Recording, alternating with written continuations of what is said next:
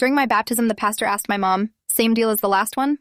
I was 7 years old when I got baptized at St. Augustine's Church, and that's the day everything started unraveling. The church smelled like incense and something metallic I couldn't place, and I wore this white dress my mom had been obsessing over for weeks.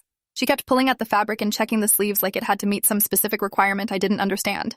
My older sister Olivia sat in the front pew looking gray and hollow, and when I waved at her, she turned away fast like seeing me hurt. The baptismal font was old stone, and Pastor William stood beside it with this expression that wasn't quite a smile. More like the face you make when you're about to do something unpleasant but necessary. My parents flanked me on either side, and I noticed my dad's hand kept twitching toward his pocket. My mom's fingers dug into my shoulder hard enough to leave marks through the dress fabric. Pastor William started the ceremony in Latin, his voice echoing off the vaulted ceiling, and I watched other families in the pews. They weren't looking at me with the usual warm church expressions.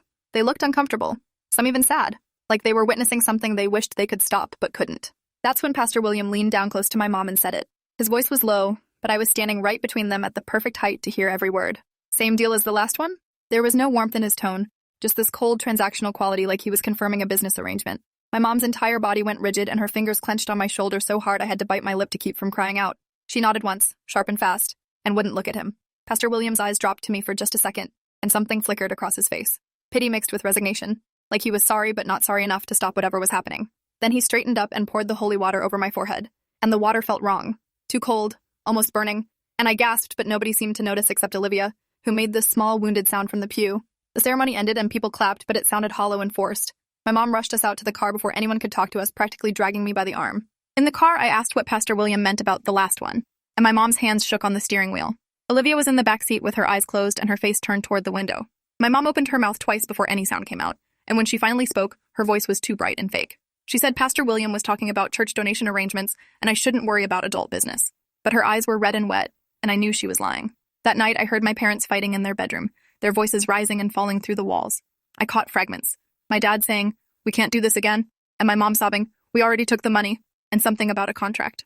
I lay in bed staring at the ceiling, and every time I closed my eyes, I saw Pastor William's face and heard those words. Same deal as the last one. The next morning, Olivia was gone. Not gone like she'd left for school early, but gone like someone had erased her from the house. Her bedroom door stood open, and inside everything was perfectly neat like she'd been expecting to leave. My parents said Olivia went to stay with relatives for a while because she needed a change of scenery. They said it so casually, like shipping your teenager off to live somewhere else was completely normal. But I'd seen Olivia the night before, and she'd looked at me with these hollow eyes and said, "I'm sorry I can't protect you." I asked which relatives, and my mom said an aunt in Vermont, which was weird because we didn't have any aunts in Vermont. When I pushed for details, my dad told me to stop asking questions and finish my breakfast, and his voice had this edge I'd never heard before. That afternoon, I went looking for Olivia's things to see if she'd left any clues about where she really went. Her room was too clean, almost sterile, like someone had scrubbed away any evidence she'd ever existed there. But when I checked under her mattress, I found a journal wedged into the bed frame. My hands shook as I pulled it out and saw her handwriting on the first page. "If you're reading this, Natalie, they've already started. Get out while you can." The entries were dated over the past 3 years, starting when Olivia was 13. That's when they'd begun what she called the treatments. According to the journal, our parents had made some kind of deal with the church before Olivia and I were born. They'd been drowning in debt after my dad lost his job, facing foreclosure on the house and bankruptcy. Pastor William had approached them with an offer. The church had connections to a medical research organization that would pay families to allow their children to participate in genetic enhancement trials. The parents would receive immediate financial relief and ongoing payments, and the children would supposedly benefit from treatments that would make them healthier and smarter. All they had to do was sign a contract agreeing to let the church monitor and treat their children from age 7 until age 18. My parents had been desperate enough to agree, and they'd signed me and Olivia into the program before we were even born. Olivia wrote that the treatments had started small when she turned 7. Monthly visits to a doctor named Vivian Cross who would draw blood and do scans and inject her with things she called genetic catalysts. At first, nothing seemed wrong. The shots made her tired, but otherwise she felt normal. But around age 14, things changed. The injections started making her violently sick. She'd vomit for hours after each treatment and develop fevers that lasted days. She wrote about how her hair started falling out in clumps and how she'd wake up with nosebleeds that wouldn't stop. She'd begged our parents to let her quit the program, but they said the contract was legally binding and there was no way out. If they tried to stop the treatments, the church would sue them for breach of contract and demand repayment of all the money they'd received, plus penalties that would destroy the family financially. Worse, the contract included clauses that made our parents legally responsible for any harm that came to us if we didn't complete the program. It was designed to trap families into compliance through fear and debt. Olivia had tried to research the organization behind the treatments, but found almost nothing. The company was called Genesis Evolution Institute, and it operated through a network of shell corporations that made it nearly impossible to trace. Dr. Vivian Cross was the only name she'd been able to confirm, and when Olivia searched for her, she found articles about a researcher who'd been banned from conducting human trials after multiple deaths. Dr. Cross had supposedly moved her operations overseas, but apparently she was back and working through the church to access test subjects. The last few entries in the journal were barely legible. written in shaking handwriting that didn't look like Olivia's neat script. She wrote that the treatments were killing her and she knew it. Her organs were failing and she was having seizures, but Dr. Cross kept insisting they were normal adjustment reactions, and that Olivia needed to continue the full course of treatments. Our parents were terrified, but felt powerless to stop it. In the final entry, dated just 2 days before my baptism, Olivia wrote that she'd overheard Pastor William telling our parents they'd need to bring me in for baseline testing soon, that my treatments would begin within the next few months now that I'd been baptized and officially entered into the program. She wrote that she was so sorry she couldn't stop this from happening to me, and that if I found her journal, I should run. Just grab whatever I could and disappear before they started the treatments, because once they began, there was no escape. I sat on her bed reading those words over and over, my heart pounding so hard I thought I might pass out. My sister wasn't visiting relatives in Vermont. Something terrible had happened to her, and now I was next in line. I heard footsteps in the hallway and shoved the journal back under the mattress, then scrambled out of Olivia's room just as my mom appeared at the top of the stairs. She asked what I was doing, and I said I missed Olivia and wanted to be in her room for a while. My mom's face crumpled and she looked like she might cry, but then she pulled herself together and said that was fine, but I should come down for dinner soon. That night, I couldn't eat. I pushed food around my plate while my parents made awkward small talk about nothing important. My dad asked about school, and I gave one-word answers. My mom kept glancing at me with this guilty, haunted expression. Finally, I asked when Olivia was coming back, and the silence that followed was suffocating. My dad cleared his throat and said Olivia needed to stay with relatives for a while longer, maybe a few months. My mom added that Olivia was going through some health issues and needed special care, and that we'd be able to visit her soon. I wanted to scream that I knew they were lying, that I'd found Olivia's journal and knew about the treatments and the contract. But some instinct told me to keep quiet, to not let them know what I'd discovered. If they knew I was aware of the program, they might accelerate the timeline or do something to ensure my compliance. I needed to stay under the radar while I figured out what to do. After dinner, I went to my room and pretended to do homework while my mind raced through possibilities. I was 7 years old with no money, no way to contact authorities that would believe me, and parents who were legally bound to hand me over to people who'd apparently killed my sister. Running away seemed impossible. Where would I go? How would I survive? But staying meant subjecting myself to the same treatments that had destroyed Olivia. I thought about her last entry telling me to run, and I wondered if she'd tried to escape and that's what had really happened to her. The next morning, my mom said we had a doctor's appointment after school. She tried to make it sound routine, just to check up with my pediatrician, but I saw the fear in her eyes and knew it was more than that. I asked which doctor, and she hesitated before saying Dr. Cross, a specialist who worked with the church. My stomach dropped. This was it. They were starting the baseline testing Olivia had written about. I went to school that day barely able to focus on anything the teacher said. During lunch, I sat alone trying to form a plan. I couldn't run away yet because I had nowhere to go, but I also couldn't just cooperate and let them start experimenting on me. I needed to do something to buy time, to make myself unusable for their research, or maybe even expose what they were doing. By the time my mom picked me up after school, I decided on a strategy. I would act sick. If I could convince them I was already ill with something, maybe they'd delay the treatments until I recovered. It wasn't much of a plan, but it was all I had. On the drive to Dr. Cross's office, I started complaining about a headache and stomachache. My mom looked worried and asked if I wanted to reschedule, and I said no. I wanted the doctor to check me out because something felt really wrong. The office was in a building that looked more like a warehouse than a medical facility. There was no sign outside, just an address number, and we had to be buzzed through a security door. The waiting room was empty and too quiet, and the receptionist knew my name before my mom said anything. She led us down a hallway with fluorescent lights that buzzed loudly, and I noticed there were no windows anywhere. The examination room was cold and sterile, with medical equipment I didn't recognize. Dr. Cross entered a few minutes later, and I understood immediately why Olivia had been terrified of her. She was tall and thin with sharp features and eyes that looked at me like I was an interesting specimen rather than a person. She smiled, but it didn't reach those eyes. She introduced herself in a voice that was professionally warm, but somehow threatening underneath. She asked how I was feeling, and I immediately launched into my act, saying I'd been having terrible headaches and stomach pains for days. I made myself sound as sick as possible, even managing to work up some tears. Dr. Cross exchanged a glance with my mom that I couldn't read, then said we should do some tests to figure out what was wrong. She started with basic things like checking my blood pressure and listening to my heart, but then she pulled out syringes and said she needed to draw blood. A lot of blood. She filled 6 vials while I watched, and the sight of my blood flowing into those tubes made me feel genuinely dizzy.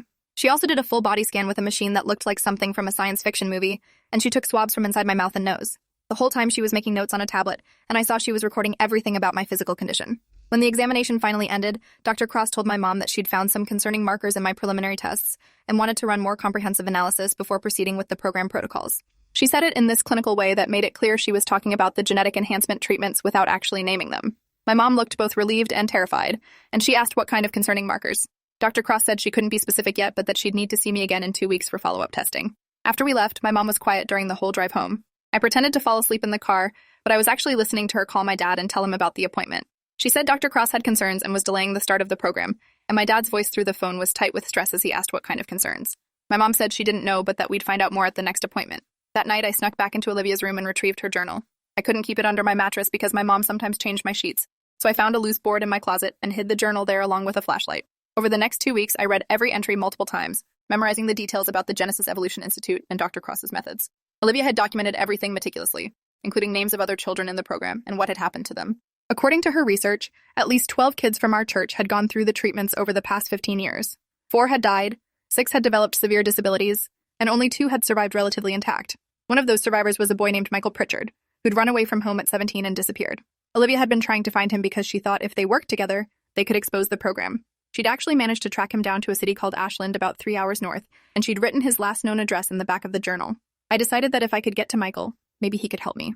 He was an adult now, around 20 years old, and he'd successfully escaped the program. He might know things that could help me survive or even shut down the whole operation. But I was 7 years old with no way to travel 3 hours to another city on my own. I needed to wait and plan carefully. The 2 weeks passed in a blur of anxiety.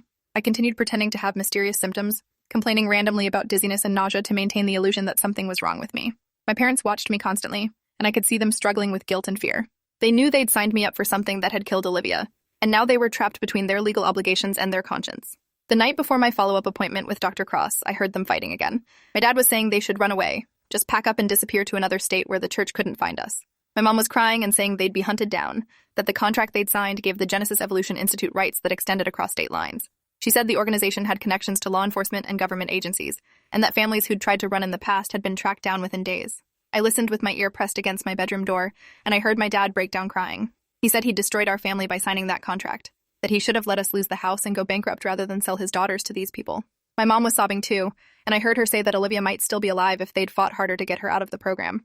That confirmation hit me like a physical blow. Olivia was dead. My sister was actually dead, and my parents had been lying about Vermont this whole time. I stuffed my fist in my mouth to keep from screaming and ran back to my bed where I cried silently into my pillow for hours. The next morning, I was exhausted and genuinely sick from crying all night, which actually helped my performance. When we arrived at Dr. Cross's office, she took one look at me and frowned. She did another round of tests, drawing even more blood and doing additional scans. This time, she also had me do cognitive tests, showing me patterns and asking me to identify sequences.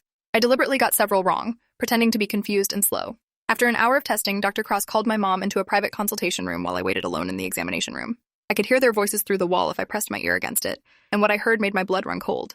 Dr. Cross was saying that my baseline markers were poor, and that she had concerns about my viability as a test subject. She said my immune system appeared compromised, and my cognitive function was below average, which would complicate the treatment protocols. She recommended waiting at least 6 months before beginning the program, possibly longer depending on whether my condition improved. My mom asked what would happen if I never improved enough to be viable, and Dr. Cross's response was chilling. She said the contract required families to provide suitable subjects, and if I proved unsuitable, there would be significant financial penalties. However, she added that most children who showed poor baseline markers could be improved through preliminary conditioning treatments. My mom asked what kind of conditioning, and Dr. Cross said it involved strict dietary protocols, vitamin supplementation, and something she called cognitive enhancement exercises. Basically, they wanted to prepare my body and brain to handle the actual genetic treatments. When we left the office, my mom looked like she'd aged 10 years. She told me Dr. Cross wanted us to follow a special diet and exercise routine, and that I'd need to take vitamins every day. She tried to make it sound positive, like this was just to help me be healthier, but I could hear the desperation underneath. That night, I made a decision. I couldn't wait 6 months hoping my fake symptoms would continue to delay the program. Eventually, they'd either figure out I was faking or decide to start treatments anyway. I needed to take action now, and that meant finding Michael Pritchard. I started planning my escape carefully. First, I needed money. I began stealing small amounts from my mom's purse and my dad's wallet, just a few dollars at a time so they wouldn't notice. I also collected change from around the house, checking coat pockets and under couch cushions. Within a month, I'd saved $43, which I hoped would be enough for a bus ticket to Ashland. Next, I needed to figure out how to actually get to the bus station and buy a ticket without my parents knowing. I started paying attention to their schedules, noting when they were both occupied and when I might have a window to slip away. I told them I wanted to join an after-school program at the community center, and they were so relieved to see me showing interest in normal activities that they agreed immediately. The program ran until 6 in the evening, 3 days a week, which gave me a 3-hour window when my parents thought I was supervised, but I could actually leave. I spent weeks memorizing bus routes and schedules, using the computers at school during library time to look up information about getting to Ashland. I practiced the route in my head over and over, imagining every step from leaving the community center to boarding the bus to finding Michael's address once I arrived. The hardest part was accepting that if I did this, I might never see my parents again. They were trapped and complicit in something evil, but they were still my parents, and I loved them despite everything. But I loved being alive more, and I wasn't going to let them feed me to Dr. Cross's experiments the way they'd fed Olivia. 3 months after my first appointment with Dr. Cross, I made my move. It was a Wednesday afternoon, and I'd told my parents I was going to the community center program as usual. Instead, I walked straight past the center and kept going toward downtown, my backpack heavy with the few belongings I'd packed. I had Olivia's journal, some clothes, a water bottle, and my money wrapped in a plastic bag. The bus station was 2 miles away, and I walked fast with my head down, terrified someone would recognize me and call my parents. When I finally reached the station, I realized I'd made a critical mistake. You had to be 16 to buy a bus ticket without an adult. The woman at the counter took one look at me and asked where my parents were. I panicked and said they were parking the car and would be right in, then ducked into the bathroom before she could ask more questions. I sat in a stall trying not to cry and figuring out what to do. I couldn't just walk up and buy a ticket, but I also couldn't give up now. Then I heard women's voices in the bathroom and peeked through the crack in the stall door. 2 teenage girls were fixing their makeup at the mirror, talking about taking the bus to visit colleges. They looked about 16 or 17, old enough to buy tickets. I waited until they left the bathroom, then followed them at a distance. They went to the ticket counter, and I heard one of them say she was buying tickets to Ashland. My heart jumped. I approached them nervously and asked if I could talk to them for a minute. They looked at me curiously, and I blurted out a story I'd prepared. I said my older sister was supposed to meet me here to take the bus to visit our grandmother in Ashland, but she'd just called saying she was stuck at work and couldn't make it. I had the money for my ticket but couldn't buy one because of my age, and I really needed to get to my grandmother who was sick. Could one of them buy my ticket for me? The girls looked skeptical, and I didn't blame them. It sounded like a scam or something. But then one of them, a girl with kind eyes and purple streaks in her hair, said she'd help me. She asked how much money I had, and I showed her the $43. She said a ticket to Ashland was $36, which left me with $7. She bought my ticket along with hers and her friends, and handed it to me with a warning to be careful and stay with other families on the bus. I thanked her profusely and promised I would, then sat in the waiting area trying to look inconspicuous. The bus didn't leave for another 40 minutes, and every second felt like an eternity. I kept expecting to see my parents burst through the doors or hear my name being called over the loudspeaker, but nothing happened. At 5:30, the bus started boarding, and I got in line with everyone else, clutching my ticket and trying to look older and more confident than I felt. The driver barely glanced at me as I boarded, and I found a seat near the back where I could see everyone who got on. The bus filled up with commuters and families, and at 5:45, the doors closed and we pulled out of the station. I watched through the window as my town disappeared behind us, and I felt a mixture of terror and relief. I'd actually done it. I'd escaped. The bus ride to Ashland took 3.5 hours with multiple stops along the way. I spent the whole time clutching Olivia's journal and going over the plan in my head.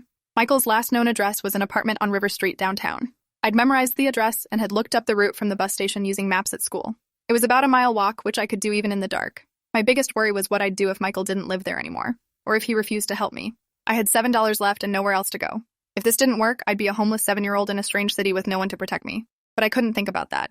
I had to believe Michael would help me, that he'd understand what I was going through because he'd been through it himself. The bus finally arrived in Ashland at 9:15 at night. The station was bigger than the one in my town, full of people rushing to catch buses or waiting for arrivals. I slipped off with the crowd and found my way to the exit, then stood on the street corner trying to orient myself. The city was overwhelming, all bright lights and traffic and strangers walking past without looking at each other. I pulled out the small map I'd drawn based on my research and started walking toward River Street. The walk took longer than I'd expected because I kept getting turned around in the unfamiliar streets. Twice I had to duck into doorways when I saw police officers, terrified they'd stop me and ask why a little girl was wandering alone at night. By the time I finally found River Street, it was almost 10 o'clock and I was exhausted and scared. Michael's apartment building was old and run down, with graffiti on the walls and trash piled in the entryway. I found apartment 3B and stood outside the door for a full minute before I could make myself knock. My hand was shaking so badly I could barely form a fist. When I finally knocked, the sound seemed impossibly loud in the quiet hallway. I heard movement inside the apartment and then footsteps approaching the door. A voice called out asking who was there, and I said my name and that I was Olivia's sister. There was a long pause, and then the door opened slowly. A young man stood there looking at me with shock and confusion. He was in his early 20s with messy brown hair and tired eyes, wearing sweatpants and a t-shirt. He stared at me like I was a ghost, and then said, "You're Natalie. You're the little sister." I nodded, and he stepped back to let me in, looking up and down the hallway first like he was checking if I'd been followed. Inside the apartment was small and messy but clean enough. There was a couch and a TV and piles of books everywhere. Michael closed the door and locked it with 3 different locks, then turned to me and asked how I'd found him. I pulled out Olivia's journal and handed it to him. He took it with trembling hands and flipped through the pages, and I saw his eyes fill with tears. He said he'd been trying to contact Olivia for months, but she'd stopped responding to his messages. He asked where she was, and I told him the truth. She was dead. The treatments had killed her. Michael's face went white, and he sat down heavily on the couch like his legs wouldn't hold him anymore. He asked when, and I said about 4 months ago, though my parents hadn't told me the exact date. They'd pretended she was visiting relatives right up until I found her journal. Michael put his face in his hands, and his shoulders shook with silent crying. After a few minutes, he looked up and asked why I was here, and I explained everything. The baptism, Pastor Williams' words, Dr. Cross's attempts to start treating me, my months of pretending to be sick to delay the program. Michael listened with growing horror and said I'd been smart to run, that if I'd stayed they would have killed me just like they'd killed Olivia and so many others. He explained that he'd gone through the full program from age 7 to 17, and the only reason he'd survived was because his body had somehow adapted to the genetic modifications in a way that didn't kill him. But he'd still suffered permanent damage. He rolled up his sleeve and showed me scars running up and down his arms, and he said he had organ damage and chronic pain that would never go away. The treatments were supposed to enhance human capabilities, to create stronger, smarter, faster people. But the technology wasn't ready, and the researchers didn't care how many kids they killed trying to perfect it. Michael had escaped the program by faking his own death. On his 17th birthday, he'd staged a drowning accident at a lake, leaving his clothes and ID on the shore and disappearing into a new life under a different name. His parents thought he was dead, and the church thought they'd lost another subject to the program's high mortality rate. He'd been living in Ashland for 3 years, working under the table jobs and staying off the grid so the Genesis Evolution Institute couldn't find him. He said the organization was more powerful and connected than most people realized, with ties to government research programs and pharmaceutical companies. They'd been conducting illegal human experiments for decades, using churches and community organizations to recruit vulnerable families who wouldn't ask too many questions.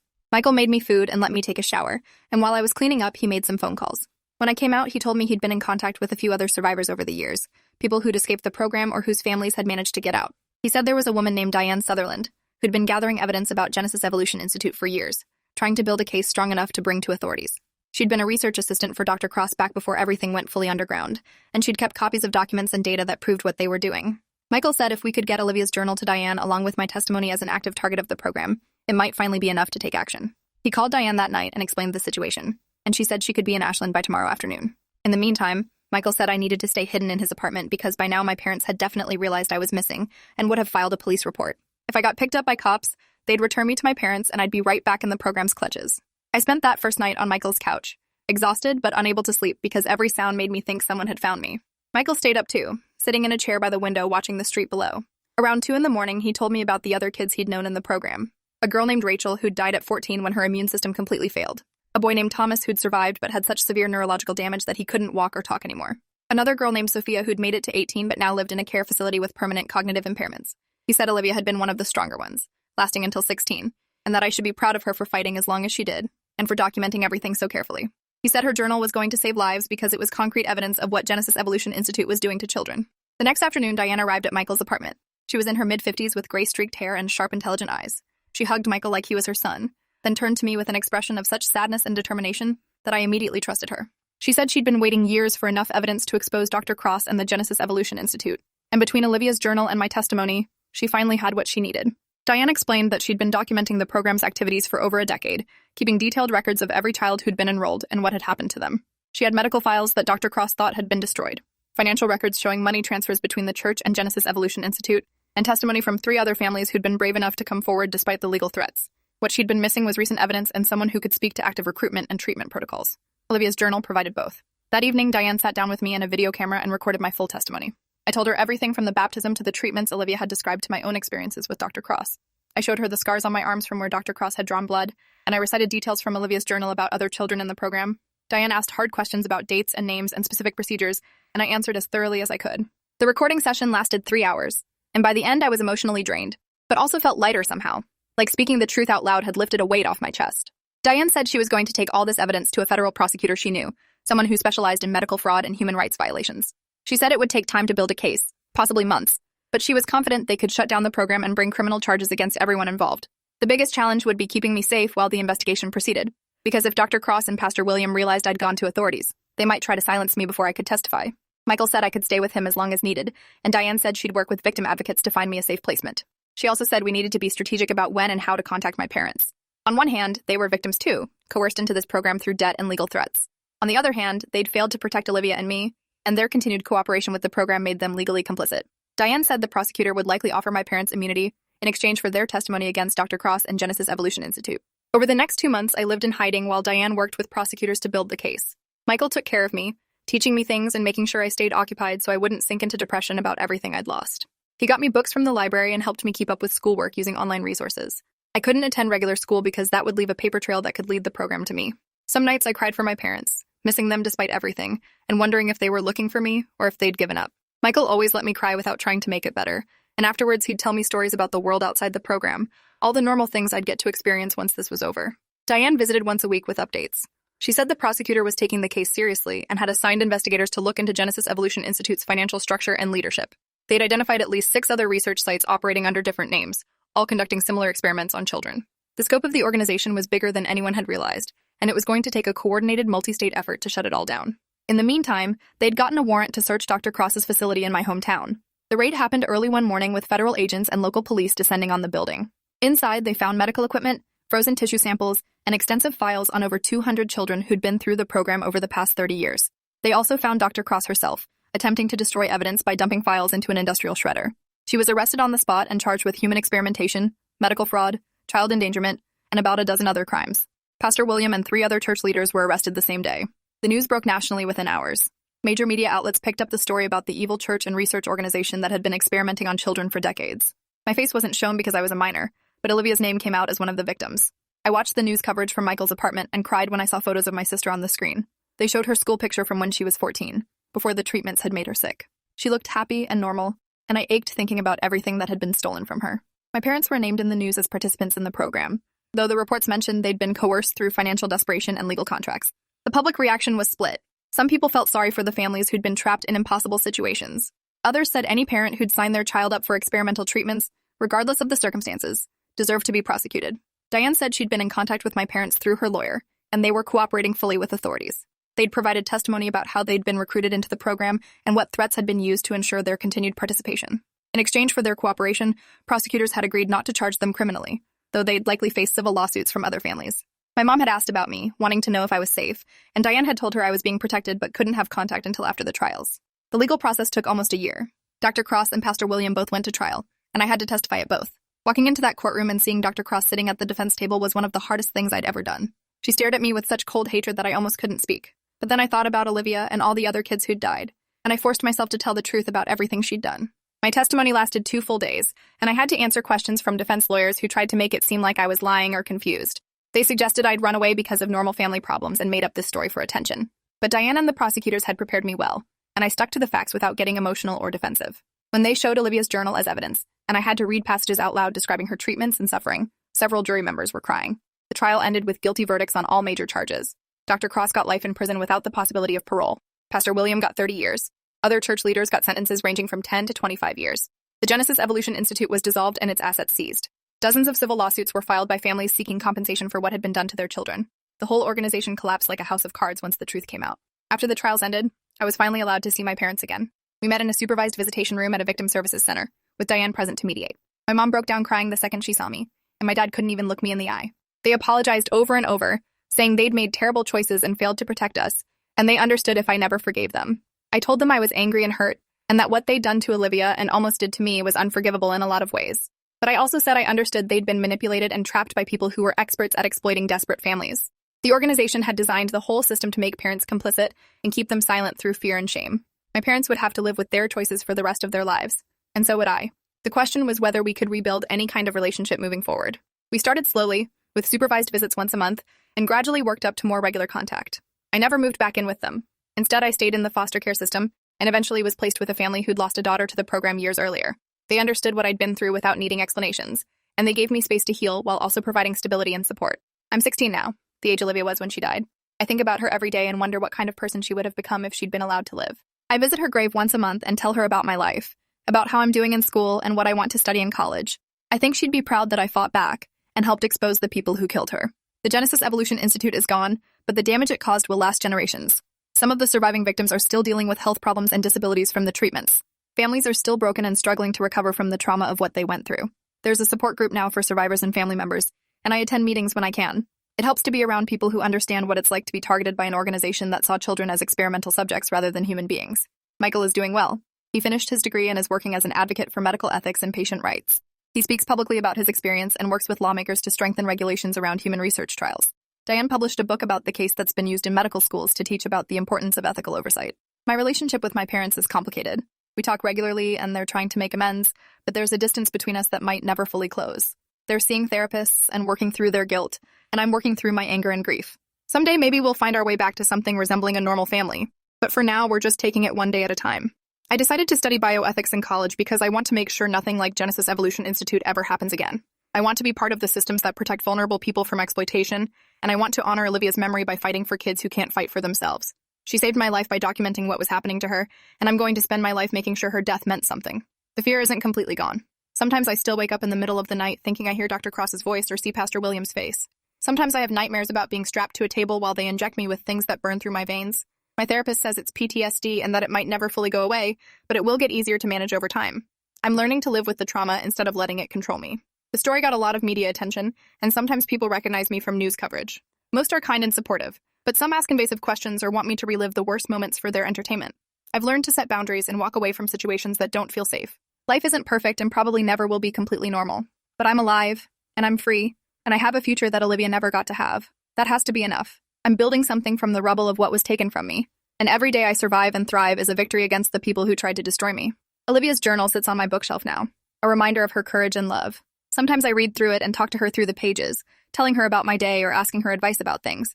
She can't answer, but I feel like she's still with me somehow, watching over me and cheering me on. The day I graduate high school, I'm going to put a copy of my diploma on her grave and tell her we made it. Not the way we planned, not the way it should have been, but we survived. And that's everything. Thanks for listening to my story. It's not easy to tell, but it matters. These things happened, these systems exist, and we have to stay vigilant to protect kids from people who see them as means to an end, rather than precious lives with infinite value. If you ever feel like something's wrong in your life, trust that instinct and find someone safe to tell. You deserve protection and care, not exploitation. And if you know a family in trouble, offer help without judgment because you never know what people are facing behind closed doors. We're all in this together.